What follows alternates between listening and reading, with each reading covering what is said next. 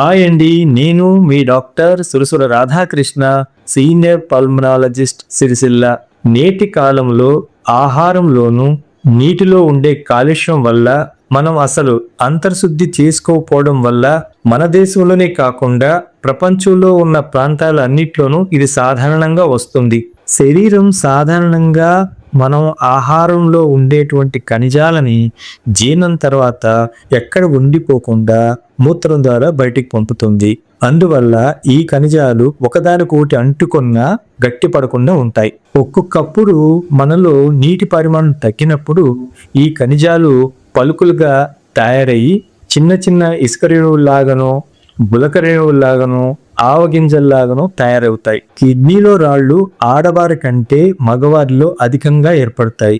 సాధారణంగా స్త్రీ పురుషుల్లో మధ్య వయసులో ఉన్న వారికి వస్తుంది. కిడ్నీలో రాళ్ళు చాలా గట్టిగా ఉంటాయి. రాళ్ళు కిడ్నీలోని అంచుల్లో కానీ, మూత్రవాహికలో కానీ, మూత్రాశయంలో కానీ ఉండిపోతాయి. దాని చుట్టూ రక్తం చేరి హొత్తి కడుపు పైన, కుడి ఎడమ వైపు పైన, గజ్జల్లోకి, వీపుల్లోకి నొప్పి వస్తుంది. ఈ రోజుల్లో ఈ నొప్పి సాధారణమైనప్పటికీ హఠాత్తుగా తీవ్రంగా నొప్పితో, అంటే ప్రసవ నొప్పుల కంటే తీవ్రంగా ఉండే అవకాశం ఉంటుంది. కిడ్నీలు మన కడుపులో వెనక భాగంలో ఉంటాయి. ఇవి మన శరీరంలోని వ్యర్థ పదార్థాలను వడపోసి మూత్రాశయము, మూత్రవాహికల ద్వారా బయటికి పంపబడతాయి. Calcium, ammonium phosphate, uric acid వంటి ఖనిజాలు మన మూత్రం గట్టిపడినప్పుడు మూత్రం ద్వారా ఈ గట్టిపడిన రేణువులు వెళ్లకుండా లోపలే ఉండి నొప్పిని కలుగు చేస్తాయి. ఒత్తిడి వల్ల, చుట్టూ వాపు ఉండడం వల్ల బాధ తీవ్రంగా ఉంటుంది. కిడ్నీలో రాళ్ళు ఉన్నప్పుడు మనకు కనిపించే లక్షణాలు ఎలా ఉంటాయంటే, కడుపులో నులి పెడుతున్నట్లు, నొక్కినట్లుగా మొదలయ్యి వెనక్కి వెళుతుంది. నొప్పి తీవ్రంగా గజ్జల నుండి ఎక్కువ అవుతుంది. వాంతి, వికారము, మూత్రంలో రక్తపు చారికలు, రక్తంతో పాటు చీము, అలాగే మూత్రం కొద్ది కొద్దిగా వస్తూ ఉంటుంది.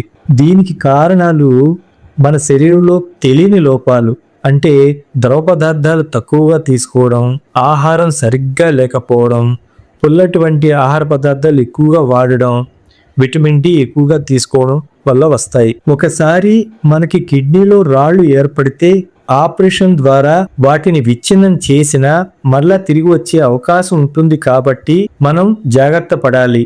సాధారణంగా ఈ రాళ్ళు చిన్నవిగా ఉంటాయి. 4 mm గాని అంతకంటే ఎక్కువ సైజులో ఉండే అవకాశం ఉంటుంది. కిడ్నీలో రాళ్ళు ఉన్నాయని తెలిసిన తర్వాత మనం తీసుకోవాల్సిన జాగ్రత్తలు ఏమిటంటే, పాలకూర, క్యాబేజీ, కాలీఫ్లవరు, టమోటా, ములక్కాడ, కాల్షియం ఎక్కువ ఉన్న పానీయాలు కనీసం 6 నెలలు తీసుకోకపోవడం మంచిది.